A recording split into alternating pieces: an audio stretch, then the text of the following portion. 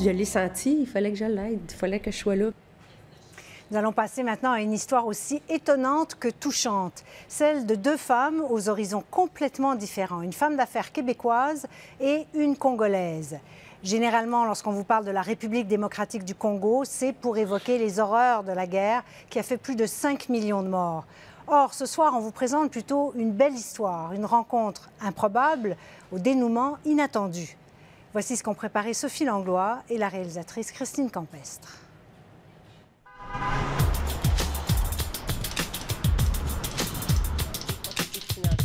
Il est arrivé un moment dans ma carrière que je me suis dit « Wow, moi, je réussis bien, je travaille, mais c'est stressant, ça va vite, on n'arrête pas. » Je me suis dit « Bon, là, c'est le temps. C'est le temps pour moi d'aller voir comment je peux faire pour aider. » Donc, je suis partie.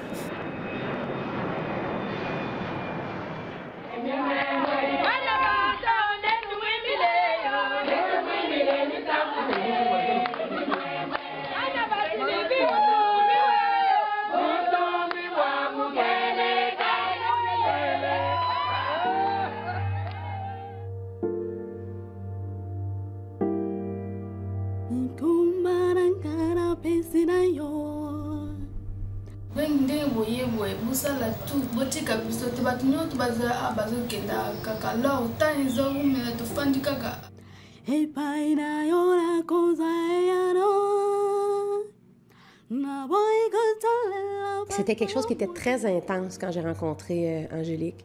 Je l'ai pris dans mes bras, c'est comme j'avais jamais vu quelque chose comme ça, puis je voyais que cette petite-là, il y avait quelque chose en elle. Je me disais, mais ça se peut pas. Je veux dire, imagine si moi j'étais prise d'une condition comme ça. Les gens m'ont voulu me tuer là-bas parce que je suis sorcière là, parce que cette maladie-là, on n'a jamais vu ça dans notre famille, c'est moi la première. Un jour, j'ai pris la couteau, j'ai dit non, je vais mourir. Je l'ai laissé me parler, puis à la fin, j'ai dit, t'es pas toute seule, je suis là, puis on va faire quelque chose. Là,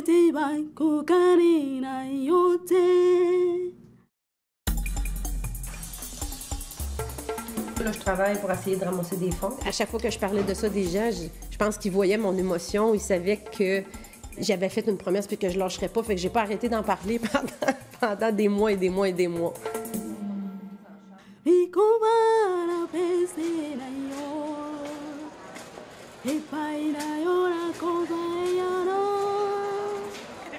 Elle atterrit dans 6 minutes.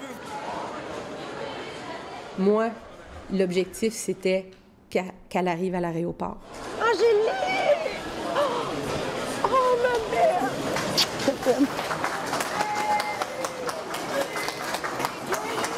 C'est là-bas que j'ai vu que je vais guérir. J'ai pris un peu. C'est là-bas que j'ai dit, oh Dieu, tu as fait quelque chose. Ouais. C'était un accomplissement parce que je savais que la minute qui était rendue pour moi, j'avais fait ma partie. Maintenant, c'était le côté médical qui était pour rentrer.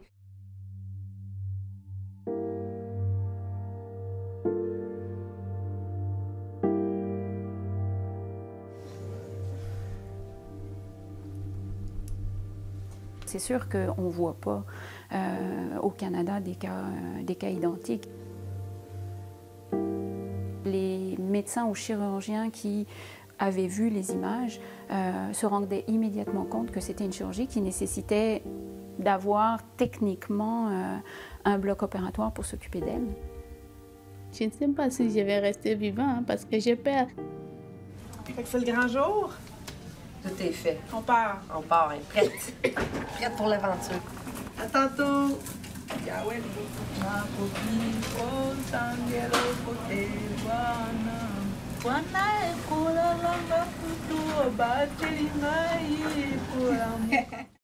Quand ils ont dit « c'est fini », ça a bien été. Wow! Et qu'elle est belle, as-tu vu ça, toi? As-tu vu ça, le beau foulard, les belles couleurs, le rouge à lèvres? Quand ils ont du rouge à lèvres comme ça, c'est parce qu'ils sont guéris. On est une semaine plus tard, puis les plaies sont belles, elle va super bien, il n'y a eu aucune complication. Ça, je pense que c'est notre réussite. Ça. On aura cette fierté-là, en tout cas. Ouais. Au Canada.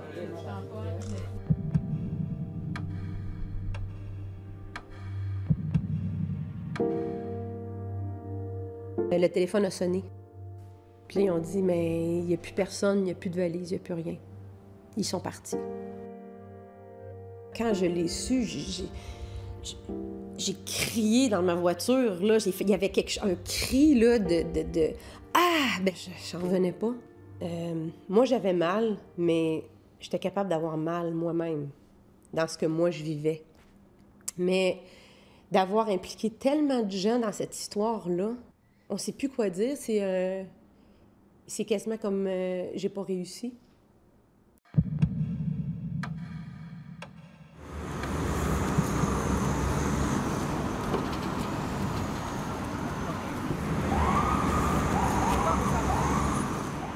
J'ai dit, maman Sylvie, tu m'as aidée.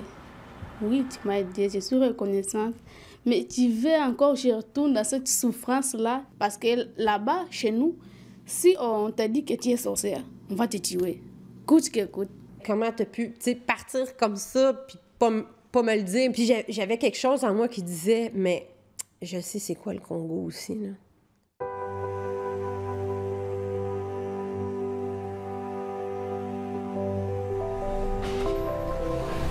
On va aller magasiner avec maman, s'il vous plaît.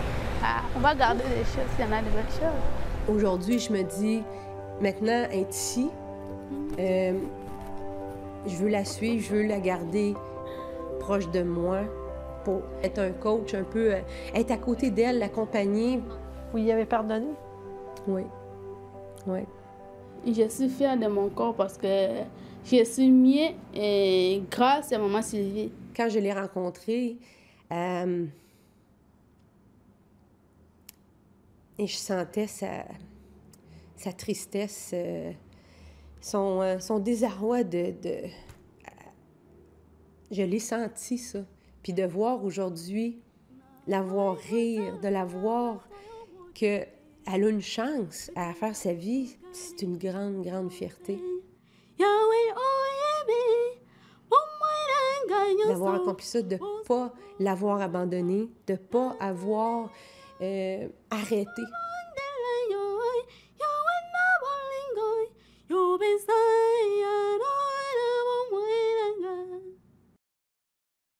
Sophie, un mot sur Angélique. Est-ce qu'elle s'intègre bien?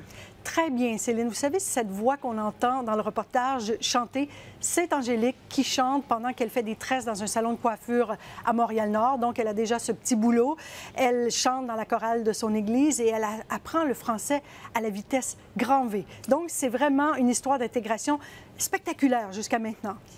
Dans votre reportage, il y a plusieurs choses étonnantes, notamment le fait qu'elle ait été acceptée si rapidement, alors qu'on est habitué à entendre des histoires de familles de réfugiés qui attendent des années avant d'être finalement renvoyées chez elles. Alors, c'est la nouvelle procédure de la Commission de l'immigration et du statut de réfugié. Ils ont embauché ou réembauché des fonctionnaires et des commissaires pour accélérer le traitement des demandes, qui est maintenant de 3 mois. Et est-ce qu'on en accepte moins? Alors oui, on en accepte moins, mais malgré tout, le Canada demeure l'un des pays avec les plus hauts niveaux d'immigration au monde par habitant, deuxième derrière les États-Unis, mais ces niveaux-là baissent tranquillement. On peut regarder les chiffres si vous le voulez. Alors, si l'on se fie sur les prévisions pour 2013, le nombre d'immigrants aura baissé de 5 % par rapport à celui de 2010 et on acceptera cette année que 28 800 réfugiés. C'est une baisse de 13 % depuis 3 ans. Quand même. Merci beaucoup, Sophie. Je vous en prie.